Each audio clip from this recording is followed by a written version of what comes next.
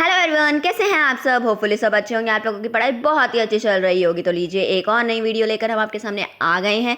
जैसे कि हम लोग एमसीक्यू सीरीज कर रहे थे, बहुत सारे चैप्टर्स के एमसीक्यू ऑलरेडी डले हुए हैं टर्म 1 के लिए। आप चेकआउट कर सकते हैं, प्लेलिस्ट भी और डिस्क्रिप्शन में भी लिंक मिल जाएगा, वहाँ से भी चेकआउट कर लेना। आज जो हम आपके लिए लेकर आए हैं वो लेकर आए हैं government budget and the economy के एमसीक्यू। आइए आज का अपना सेशन स्टार्ट करते हैं। Let's get started. वीडियो को एंड तक देखना, बहुत सारे अच्छे अच्छे एमसीक्यू आपको मिलने वाले हैं। क्वेश्चन नंबर 1 देखते हैं क्या है हमारा। Question number 1, identify which of the following statement is true. आपको कुछ स्टेटमेंट्स दे रखे हैं, आपको उसमें से बताना है कि इसमें से कौन सी स्टेटमेंट ट्रू है। तो आइए रीड करते हैं ऑप्शंस क्या है। ए है हमारा, the difference between total plan receipt and interest payment is called primary deficit. क्या जो डिफरेंस होता है टोटल प्लान रिसिप्ट और इंटरेस्ट पेमेंट के बीच में, उसे प्राइमरी डेफिसिट बोला जाता है? जी नहीं। प्राइमरी डेफिसिट क्या होता है? Difference between fiscal deficit of the current year and interest payment on the previous year. तो ये स्टेटमेंट तो हमारी ट्रू नहीं है। बी देखते हैं, बी क्या है हमारा, the sum of primary deficit and interest payment is called fiscal deficit. क्या प्राइमरी डेफिसिट और इंटरेस्ट पेमेंट का जो सम होता है उसे फिस्कल डेफिसिट बोलते हैं? जी हाँ, बिल्कुल फिस्कल डेफिसिट बोला जाता है। ये स्टेटमेंट हमारी ट्रू है। सी देखते हैं फिर भी हम, क्या है C statement, the difference between total plan expenditure and total plan receipt is called fiscal deficit. क्या टोटल प्लान एक्सपेंडिचर और टोटल प्लान रिसिप्ट के बीच में जो डिफरेंस होता है उसे फिस्कल डेफिसिट बोला जाता है? जी नहीं, ये स्टेटमेंट तो ट्रू नहीं है।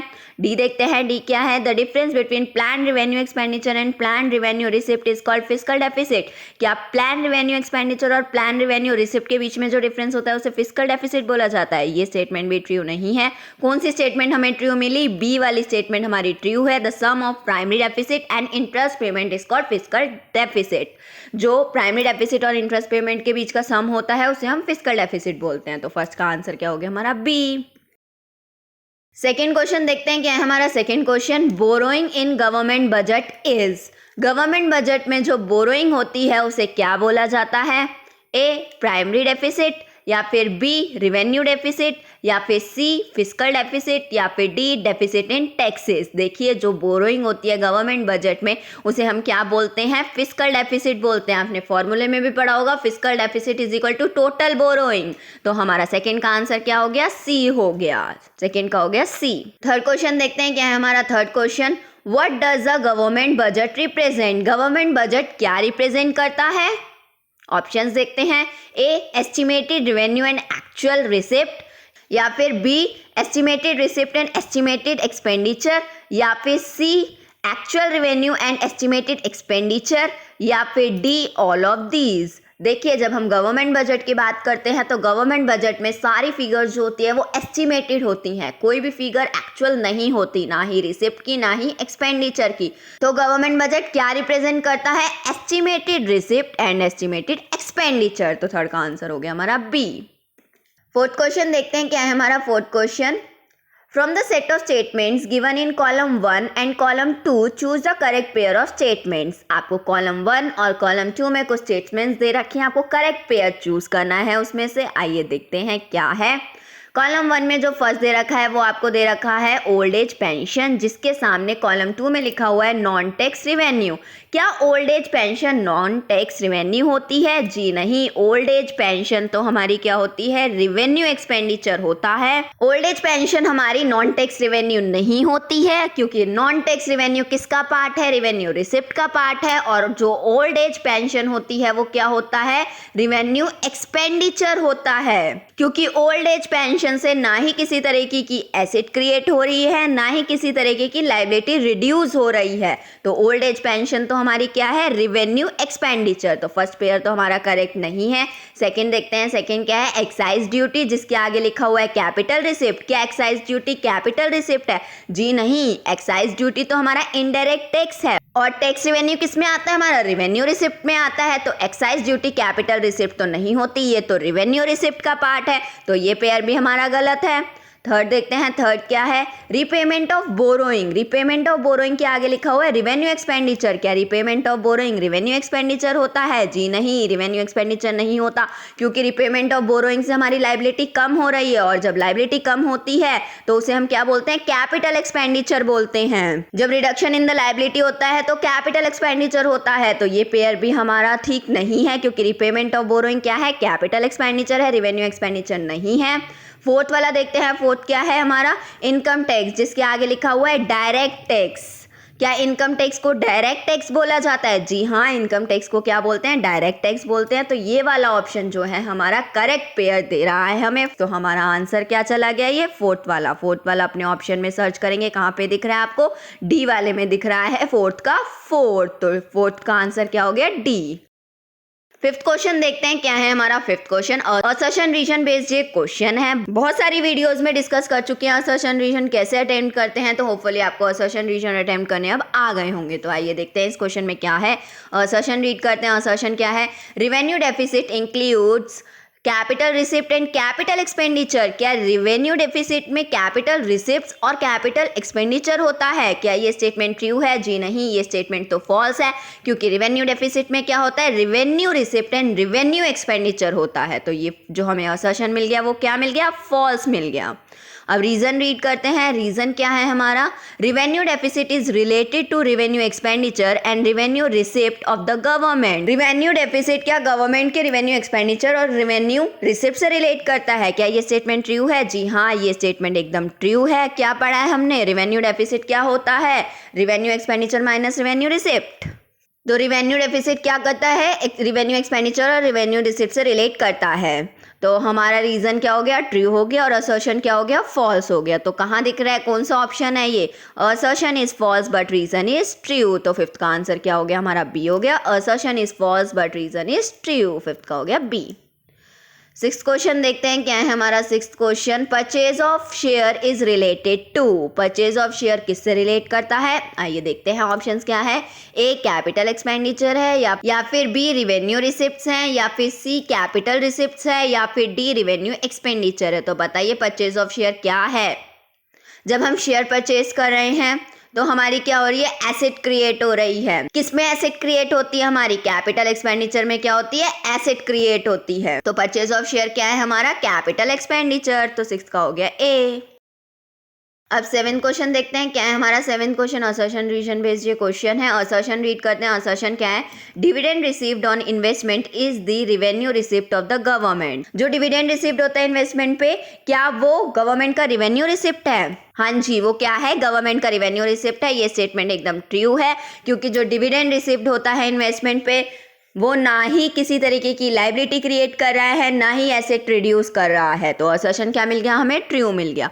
अब रीजन देखते हैं। रीजन क्या कह रहा है? Revenue receipts neither create any liability nor reduce assets. Reason कह रहा है कि रिवेन्यू रिसिप्ट्स ना ही लाइबिलिटी क्रिएट करता है, ना ही एसेट्स रिड्यूस करता है। क्या ये स्टेटमेंट ट्रू है? जी हाँ, ये स्टेटमेंट एकदम ट्रू है। हम लोगों ने पढ़ा है कि रिवेन्यू रिसिप्ट्स में ना ही किसी तरीके की लाइबिलिटी क्रिएट हो रही होती है, ना ही एसेट्स रिड्यूस हो रहे होते हैं। तो रीजन भी ट्रू है। जब असर्शन एंड रीजन दोनों ही ट्रू निकल जाते हैं तो हम चेक करते हैं कि रीजन करेक्ट एक्सप्लेनेशन दे रहा है असर्शन की या नहीं दे रहा है।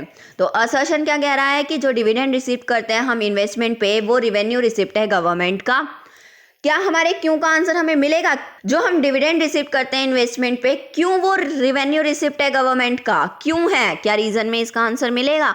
क्योंकि रिवेन्यू रिसिप्ट में ना किसी तरीके की लाइबिलिटी क्रिएट होती है और ना ही किसी तरीके का एसेट्स रिड्यूस होता है। और डिविडेंड जब मिलता है इन्वेस्टमेंट पे तो उसमें ना कोई लाइबिलिटी क्रिएट हो रही है, ना ही कोई एसेट रिड्यूस हो रहा है, इसलिए वो रिवेन्यू रिसिप्ट है गवर्नमेंट का। तो हमारे क्यू का आंसर हमें मिल रहा है। तो यानी कि रीजन करेक्ट एक्सप्लेनेशन भी दे रहा है असर्शन की। तो हमारा कौन सा आंसर जाएगा इसमें? सी वाला जाएगा। Both assertion and reason are true and reason is the correct explanation of the assertion. तो सेवेंथ का हो गया सी। क्वेश्चन नंबर 8 देखते हैं क्या है हमारा। Question number 8 assertion reason based ये क्वेश्चन है। असर्शन रीड करते हैं। असर्शन क्या है हमारा, public goods are non rivalrous goods. क्या public goods non rivalrous goods होते हैं?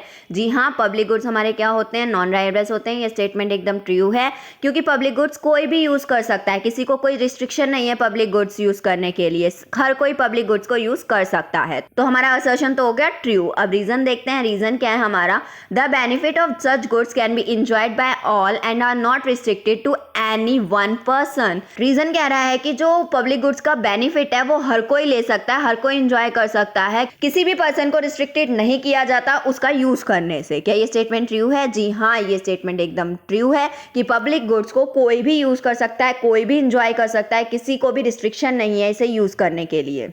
इसमें हमने देखा कि असर्शन और रीजन दोनों ट्रू हैं। जब दोनों ही सिचुएशन ट्रू हो जाती है हमारी, तो हम देखते हैं रीजन करेक्ट एक्सप्लेनेशन दे रहा है असर्शन की या नहीं दे रहा।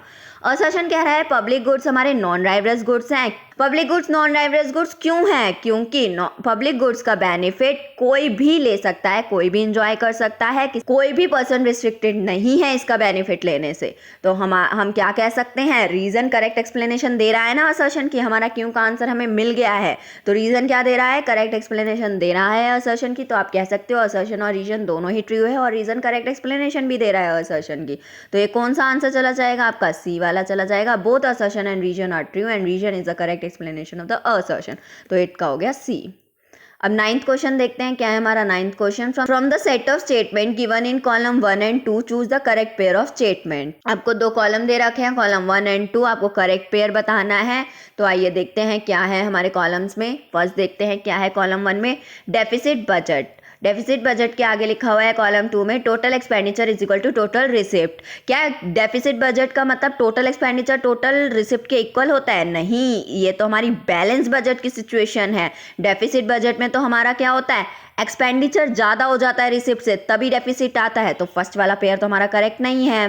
देखते हैं सेकंड पेयर हमारा करेक्ट है कि नहीं है। सेकंड में क्या है हमारा, कैपिटल बजट है। कैपिटल बजट के आगे लिखा हुआ है capital receipt plus capital expenditure. क्या कैपिटल बजट हमारा कैपिटल रिसिप्ट और कैपिटल एक्सपेंडिचर को इंक्लूड करता है? क्या capital budget sum of capital receipt and capital expenditure होता है? जी हाँ, कैपिटल बजट क्या होता है, capital receipt plus capital expenditure. तो ये पेयर तो हमारा करेक्ट है। तो ये सेकंड वाला पेयर हमारा करेक्ट है। बाकी लेकिन हम आगे भी देखते हैं। थर्ड पेयर क्या है हमारा, सरप्लस बजट। सरप्लस बजट के आगे लिखा हुआ है total expenditure is greater than total receipt. क्या सरप्लस में एक्सपेंडिचर बड़ा होता है? नहीं, सरप्लस में तो रिसिप्ट बड़ी होती है। तो ये हमारा करेक्ट पेयर नहीं है। फोर्थ देखते हैं। फोर्थ क्या है हमारा, बैलेंस बजट। बैलेंस बजट के आगे लिखा हुआ है total anticipated expenditure is less than total anticipated receipt. Balance budget में क्या एक्सपेंडिचर छोटा होता है रिसिप्ट से? नहीं, दोनों इक्वल होते हैं। एक्सपेंडिचर और रिसिप्ट दोनों क्या होते हैं, इक्वल होते हैं। तो ये पेयर भी हमारा करेक्ट नहीं है। तो हमारा कौन सा करेक्ट पेयर निकला, ये सेकेंड वाला। और सेकेंड वाला आपको ऑप्शंस में कहाँ दिख रहा है, बी वाले में दिख रहा है। तो 9th का आंसर हो गया हमारा बी।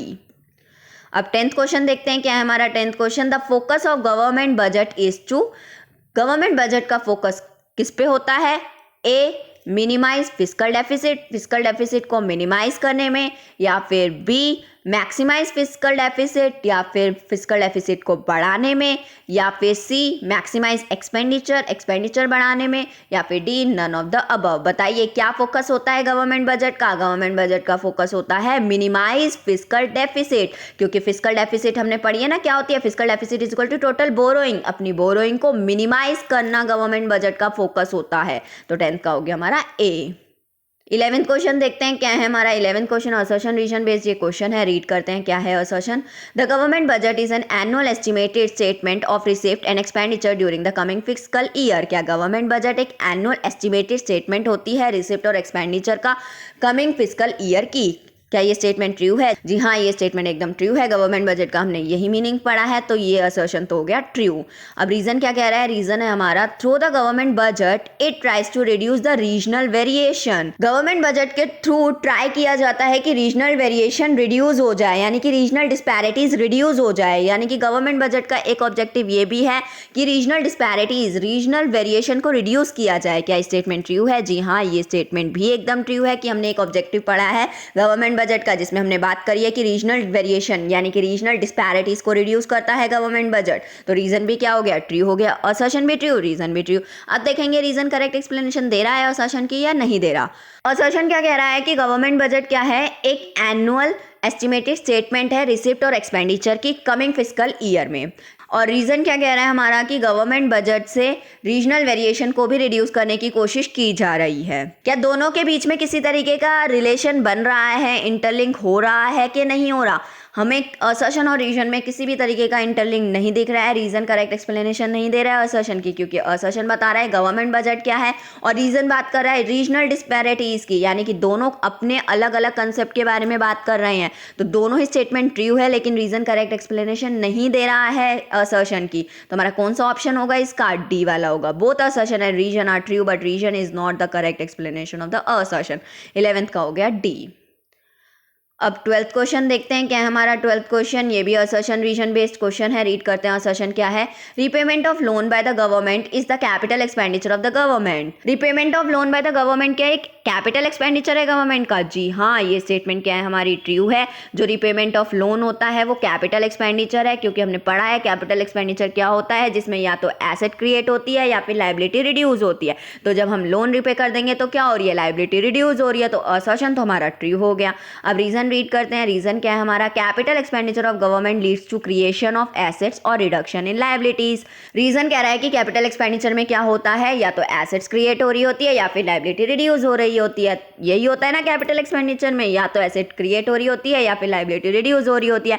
तो रीजन भी क्या है हमारा? ट्रू है। जब दोनों ट्रू निकल जाते हैं तो हम नेक्स्ट क्या देखते हैं कि असर्शन और रीजन में किसी तरीके का रिलेशनशिप है या नहीं है। रीजन करेक्ट एक्सप्लेनेशन दे रहा है असर्शन की या नहीं दे रहा है? तो आइए देखते हैं करेक्ट एक्सप्लेनेशन दे रहा है या नहीं दे रहा है। असर्शन कह रहा है लोन का रिपेमेंट करना एक कैपिटल एक्सपेंडिचर है गवर्नमेंट का। क्यों है capital expenditure? Repayment of loan capital expenditure क्यों है? क्योंकि रीजन में बताया गया है कैपिटल एक्सपेंडिचर में क्या होता है, या तो जिसमें एसेट क्रिएट हो रही होती है या फिर जिसमें लायबिलिटी रिड्यूस हो रही होती है। और यहाँ पे रिपेमेंट ऑफ लोन में क्या हो रहा है? लायबिलिटी रिड्यूस हो रही है, इसलिए रिपेमेंट ऑफ लोन क्या है हमारा? कैपिटल एक्सपेंडिचर है। तो आपने देखा कि रीजन करेक्ट एक्सप्लेनेशन दे रहा है असर्शन की।